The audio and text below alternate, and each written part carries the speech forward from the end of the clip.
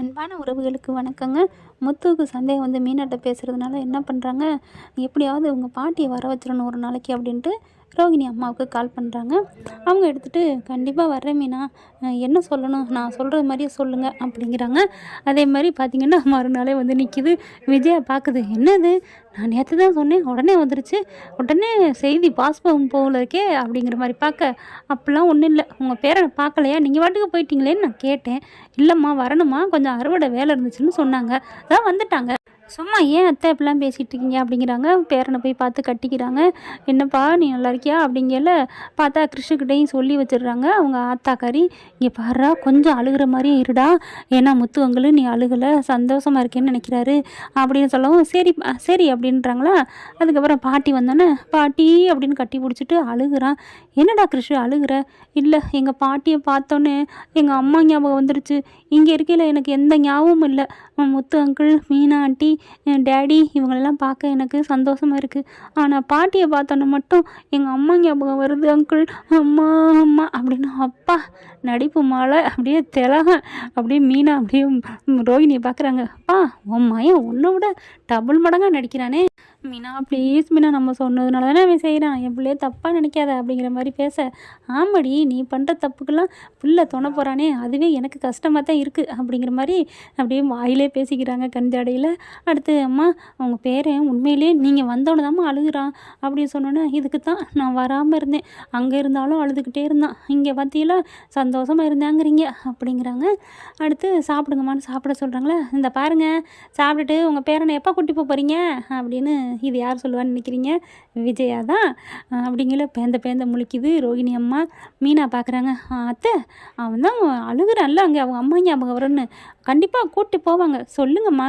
ஆமாம் மீனா, அங்கே வேலை கொஞ்சம் இருக்குது, படிப்பு முடியட்டுமே, நான் கண்டிப்பாக யாருக்கும் நான் தொந்தரவு கொடுக்க மாட்டேன், என் பேரை இல்லாமல் நான் எனக்குன்னு யார் இருக்கா, கண்டிப்பாக நான் கூட்டி போயிடுறேன், ஆனால் இது வரைக்கும் என் பிள்ளைய நீங்கள் நல்லா பார்த்துட்ருக்கீங்க, அது வரைக்கும் உங்கள் வீட்டுக்கு கோடி புண்ணியம் கிடைக்கும் அப்படின்னு அவங்க சொல்லிடுறாங்களா. சொல்லவும் வேறு வழி இல்லை. அப்புறம் என்ன அப்படின்னு அண்ணாமலை சொல்ல, எனக்கு என்னவோ பிடிச்சிக்கல, இங்கே பாருங்கள் அப்பப்போ உங்கள் பிள்ளைய பற்றி விசாரிங்க, நீங்கள் பாட்டுக்கு இருந்து ஒன்று கிடக்க ஒன்றாயி எங்கள் வீட்டு மேலே ஏதாவது பழி வந்துட்டா அப்படின்னு விஜயா சொல்கிறாங்க. ஒன்றும் நடக்காதுமா அப்படிங்கிறாங்க. அப்பாடா அப்படின்னு ரோஹிணிக்கு ஒரு மாதிரி ஆகுறது. அதுக்கப்புறம் சரி கிருஷ்ணு நான் கிளம்பவா அப்படின்னு கேட்க, பாட்டி எனக்கு அம்மா ஞாபகமாக வருது பாட்டி அப்படிங்கல பார்க்குறாங்க. சரிடா விட்றா நான் கிளம்புறேன், நீ தான் முத்து அங்கிள் இருக்காங்க மீனாண்டி இருக்கா போய்க்கு, சரி பாட்டி அப்படின்னு அப்படி எங்கிட்ட வந்து கட்டி பிடிச்சிக்கிறேன் மீனாவை. அப்புறமா பாட்டி பத்திரமா பார்த்துக்கம்மா, என் பிள்ளை உன்னை நம்பித்தாம்மா இருக்கா, ஆமாம் என்னை நம்பித்தான் இத்தனை போய் உங்கள் மக சொன்னுச்சு அப்படின்னு மீனா சொல்ல, மீனா பேசுகிறதா அப்புறம் புசுவானம் தான். அப்புறம் போயிடுறாங்களா. போனதுக்கப்புறம் முத்து வராரு. என்னங்க என்ன ஒரு மாதிரி இருக்கீங்க? இல்லை மீனா எனக்கு இப்போ தான் அதிகமாக டவுட் வருது. என்னங்க நீங்கள் சிரிச்சுக்கிட்டே இருக்கேன், நீங்கள் அழுகலை வேதனைப்படலைன்னு சொன்னீங்க, இப்போ அழுகுறான் வேதனைப்படுறான், அதுக்கும் டவுட் என்ன? இல்லை மீனா நேற்று சொன்னோன்னே இப்போ மறுபடியும் அழுகுறான், இதனால் வரைக்கும் அழுகலை, ஏங்க நீங்கள் என்னங்க லூஸா? என்னடி என்ன லூஸாங்கிற? ஆமாங்க அவங்க அம்மா பாட்டியை பார்த்தோன்னே தான் அம்மா ஞாபகம் வருதுன்னு சொன்னேன்ல. ஓ ஆமாம்ல, ஆமாம்மா அப்போ ஒருத்தவங்கள பார்த்தா தான் ஒருத்தவங்களோட நினப்பு வருமா? ஆமாம் அப்படிங்கிறாங்க. சரி எப்படியோ என்ன நடக்குதுன்னே புரியலை அப்படின்னு முத்துவும் போக ரோகிணி வருது. ரொம்ப தேங்க்ஸ் மீனா. தேங்க்ஸ்லாம் இருக்கட்டும், நீ எப்போ வீட்டில் சொல்ல போகிற? ஐயோ ஆரம்பிச்சிட்டாலே அப்படின்ட்டு. இல்லை மீனா ப்ளீஸ் மீனா, இப்போ இவ்வளோ கலவரி நடந்துகிட்ருக்கு, நான் சொல்லிடுவேன் மீனா, எனக்கு நீங்கள் எவ்வளோ உதவி பண்ணிட்டுருக்கீங்க, ப்ளீஸ் கொஞ்சம் பொறுங்க அப்படிங்கிறாங்க. என்னத்தை பொறுக்கிறது அப்படின்ட்டு மீனா போகுது. இங்கே ரோஹிணிக்கு பார்த்தா அடுத்த ஒரு தொல்லை. ஸ்ருதி அம்மா கால் பண்ணுறாங்க.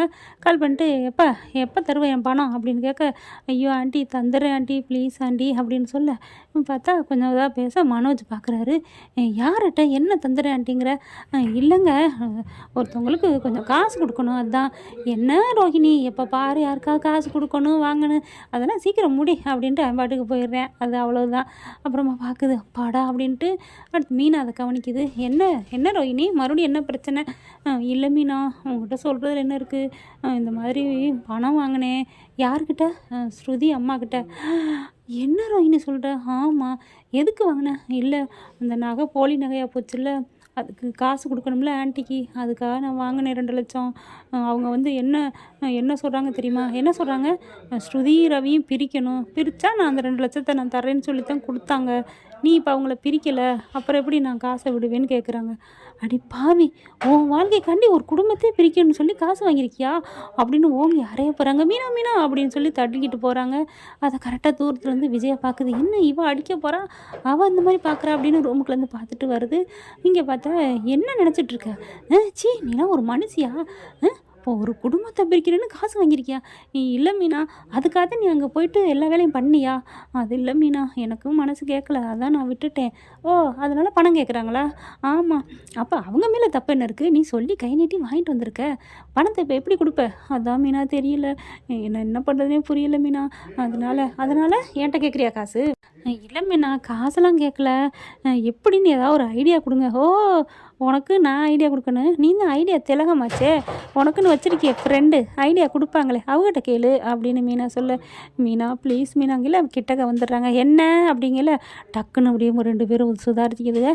ஏய், என்ன இவளை அடிக்கிற? அப்படி அடிக்க போனியே, நான் பார்த்தனே. அதாவது கோமா கேட்கலங்க, நார்மலாக கேட்குது. ஏன்னா ரோகிணி மேலே இப்போ விஜயா கோமா தானே இருக்காங்க. அப்படிங்கல, இல்லை ஆண்டி, நீ ஏதாவது பண்ணிருப்படி, அதுதான் அவள் அடிச்சே வந்திருக்கா. என்ன மீனா பண்ணாவ அப்படிங்கல. மீனா அப்படியே முறைக்குது.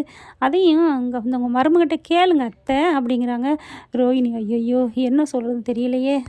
அது வந்து ஆண்டி ஒன்றும் இல்லை ஆண்டி, அங்கிள் வீட்டை விட்டு போனாங்கல்ல. ஆமாம், அதான் தெரியுமே, இப்போ என்ன அப்படின்னு விஜயா கேட்க. இல்லை, அவங்க வீட்டை விட்டு போனாங்க, அதுக்கு முழுக்க நீ தான் காரணம். இந்த பணத்தை சீக்கிரம் அடைச்சிருந்தா அவர் ஏன் அப்படி போகணும்? உனக்கு ஒரு பொறுப்பு இல்லை, பொய் சொல்லிக்கிட்டே இருக்கேன்னு என்னை திட்டுனாங்க. கரெக்டாக தான் சொல்லியிருக்கா. அதுக்கு நீ என்ன சொன்ன? இல்லை ஆண்டி, அது வந்து நான் என்ன பண்ணேன், அவர் வீட்டை விட்டு போனது அவர் திமிரு, அவர் போனார், இப்போ என்ன உயிரோட தான் வந்துட்டார்ல அப்படின்னு சொன்னேன். அதுக்கு தேனே அடிக்க வந்துட்டா. அப்பாடா, நல்லபடியாக சொல்லிருச்சு. அதுக்கப்புறம் விஜயாவுக்கு கோவம் வருது. அடி பாவி, என் புருஷன் உயிரோட வந்து உனக்கு பொறுக்கலையாடி உன்னை அப்படின்னு ஓங்கி ஒரு அறை. ஐயோ ஆண்டி அப்படிங்கிறாங்க. என்னடி நினச்சிட்ருக்க? அவள் அறைய வந்ததில் தப்பே இல்லடி, பரவாயில்லடி, மீனா கரெக்டாக தான் செஞ்சுருக்கா. என் புருஷன் உயிரோட வந்ததுங்கிறேன், அதுவும் இல்லாமல் திமுருங்கிற நீ அப்படியே திமுரு எடுத்து போய் கடனை வாங்கி என் பிள்ளைய குடியை கெடுத்து என் வாழ்க்கையை கெடுத்து பணக்காரி எப்பப்பா 300 கோடி பேங்கில் இருக்குது. ஐயோ என்னென்ன சொல்லி ஏமாத்திருக்கிறா. அப்பா, இந்த வீட்டுக்கு வந்ததுலேயே ஸ்ருதி மட்டும்தான் கரெக்டானவளாக இருக்கிறா அப்படிங்கிறாங்க. நல்லா வசதியாகவும் பணக்காரியாகவும், மற்ற எல்லாம் வேஸ்ட்டு அப்படின்ட்டு போகுது. அழுதுக்கு நிற்கிது ஸ்ருதி. இது நம்ம ரோஹிணி. மீனா வர்றாங்க. என்ன வாங்கிக்கிட்ட போல இருக்குது? ஆமாம் மீனா, கரெக்டாக இன்றைக்கி தான் உண்மை பேசிட்டுருக்குறேன், பரவாயில்ல அப்படிங்கிறாங்க. இல்லை மீனா, நான் என்ன சொல்கிறதுன்னு தெரியல, அதுதான் நான் வேறு எதுவும் சொல்லலான் இருந்தேன். வேற என்ன சொல்லியிருப்பேன்? இல்லை ரோஹிணி, இது மீனா, ஏன் மீனா கிறிஷை வீட்டில் வச்சுக்க பார்க்குறீங்க, அவங்கள விரட்டி விட்ருங்கன்னு சொன்னேன், அதுக்காக தான் என்னை அடிக்க வந்தாங்கன்னு சொல்லியிருப்பேன். ஓ, இது வேறு சொல்லியிருப்பியா? நான் சொல்லியிருந்தா உங்களை திட்டுவாங்கன்னு தான் நான் இப்படி மாற்றி சொன்னேன் மீனா, உங்களுக்காக தானே மீனா சொன்னேன், ப்ளீஸ் மீனா அப்படிங்கிறாங்க. ஐயோ, இப்போ என் கண்ணு முன்னாடி நிற்காத, போய் தொலை அப்படின்ட்டு போகிறாங்க. என்ன நடக்குதுன்னு புரியாமல் விஜய் எட்டின்னு பார்க்குது. இவ என்ன இப்படி மிரட்டுறா? அவள் அடங்கி போகிறான், கண்டுபிடிக்கிறேன் இவளுக்குள்ள என்ன நடக்குதுன்னு. இதே டவுட்டு தாங்க முத்துவுக்கு நடந்துகிட்ருக்கு. கண்டிப்பாக சீக்கிரம் 2 பேரும் மாட்டத்தான் போகிறாங்க. என்ன ஃப்ரெண்ட், இப்படி தான் போகலாம், பார்க்கலாம் என்ன நடக்க போகுதுன்னு. இந்த வீடியோ உங்களுக்கு பிடிச்சிருந்தா தயவு செய்து லைக் பண்ணுங்க. இன்னும் அப்டேட்ஸ்க்காக சேனலை சப்ஸ்கிரைப் பண்ண மறக்காதீங்க. நம்ம கிட்ட இருக்க எல்லா சேனல்ஸோட லேட்டஸ்ட் வீடியோ அப்டேட்ஸ்க்காக மேல ரைட் சைட்ல காட்டுற லிங்கை கிளிக் பண்ணி வாட்ஸ்அப் குரூப்ல ஜாயின் பண்ணுங்க. உங்களிடம் விடைபெறுவது நான் உங்கள் மெஹர்.